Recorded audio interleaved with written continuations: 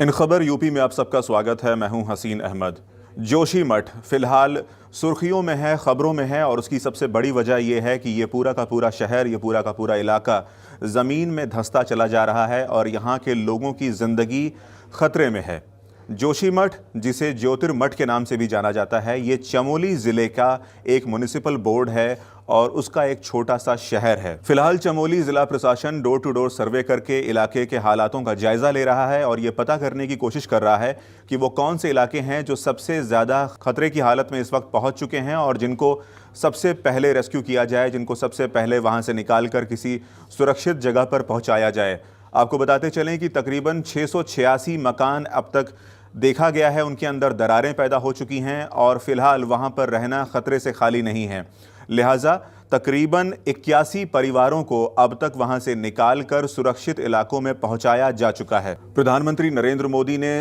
राज्य के मुख्यमंत्री पुष्कर सिंह धामी से बातचीत की टेलीफोन पर। इसके साथ ही साथ उन्होंने इस बात का जायजा लेने की कोशिश की कि इलाके में कितनी ज़्यादा परेशानियां हैं और राज्य को किस तरह की केंद्र से मदद चाहिए, वो कौन सी तमाम सहूलियातें हैं जिनकी उनको ज़रूरत पड़ेगी जोशीमठ के लोगों को बचाने के लिए और वहां के इलाके को महफूज रखने के लिए। इस पूरे काम में एडिशनल डिस्ट्रिक्ट मजिस्ट्रेट और उनके साथ साथ नेशनल डिजास्टर मैनेजमेंट के जो अथॉरिटी के लोग हैं, जो अधिकारी हैं, उन तमाम लोगों ने चीफ मिनिस्टर के साथ बातचीत की, मुख्यमंत्री के साथ बातचीत की। इस पूरे मुलाकात में, इस पूरी बातचीत में इन बातों के ऊपर जोर दिया गया कि कैसे जोशीमठ की जो तमाम परेशानियां हैं उससे निजात पाई जाए, कैसे वहां से लोगों को निकाला जाए और कैसे इन तमाम ख़तरों से इस पूरे इलाके को बचाया जा सके। इसमें सबसे पहली बात जो निकल कर सामने आती है कि अगर इंसान अपने घर को छोड़कर, अपने आशियाने को छोड़कर किसी और इलाके में जाता है तो सबसे पहली परेशानी उसके साथ ये है कि उसके पास रुपयों पैसों की बहुत ज़्यादा दिक्कत होगी, परेशानी होगी। लिहाजा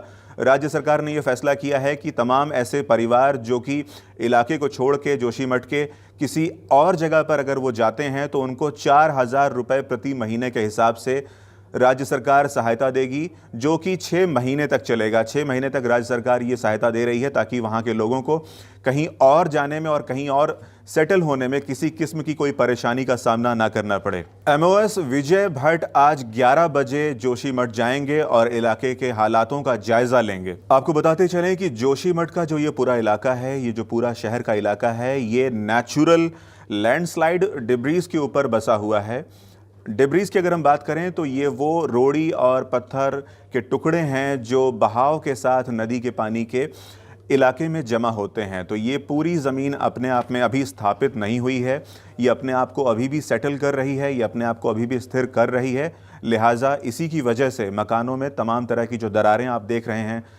तमाम तरह की जो दीवारों में क्रैक्स पैदा होती चली जा रही हैं, जो मकान टूट रहे हैं, तो उसका सबसे बड़ा कारण ये है कि ज़मीन ही जब स्थिर नहीं है, क्योंकि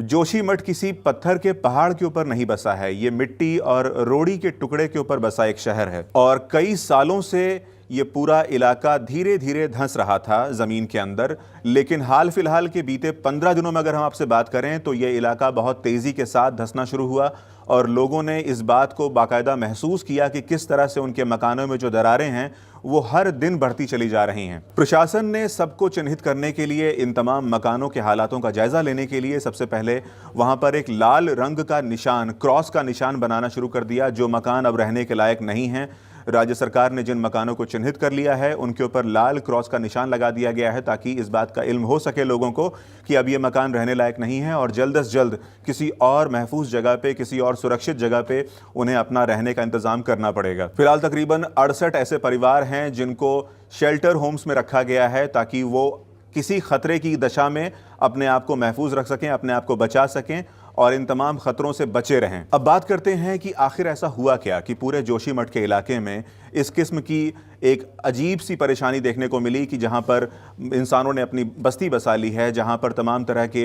होटल्स मौजूद हैं, जहां पर टूरिज़्म का इतना अच्छा स्कोप है, वहां पर तमाम तरह के देश और विदेश से आने वाले सैलानियों की एक भरमार होती है। उसके बावजूद ऐसा अचानक क्या हुआ 15 दिनों में कि वहाँ पर लोगों को अपना घर बार छोड़ के जाना पड़ रहा है और लोगों को मकानों में, खेतों में और सड़कों पे दरारें देखने को मिल रही हैं। इसकी सबसे बड़ी वजह जो निकलकर सामने आ रही है वो ये है कि नेशनल हाईवे को चौड़ा करने की बात की गई और जब नेशनल हाईवे को चौड़ा किया गया तो इसका बहुत ज़्यादा असर जोशीमठ के उस कमज़ोर जो नेचुरल डिब्रीज़ हैं उसके ऊपर पड़ना शुरू हुआ और वहाँ से इन पूरे इलाकों में आपको क्रैक्स, आपको दरारें देखने को मिली। उसके साथ ही साथ यहाँ पर अंधाधुंध कंस्ट्रक्शन वर्क हुआ, निर्माण कार्य इतनी तेजी के साथ वहाँ पर हुआ कि पहाड़ उस पूरे निर्माण कार्य का जो वजन था वो सह नहीं पाया, लिहाजा वहां पर यह परेशानी पैदा होनी शुरू हो गई। इसके साथ ही साथ एक और बड़ी वजह बताई जा रही है कि जिस तरह से हाइड्रो पावर प्रोजेक्ट वहां पर शुरू किया गया, उसका बहुत बुरा असर इन इलाकों में पड़ा, क्योंकि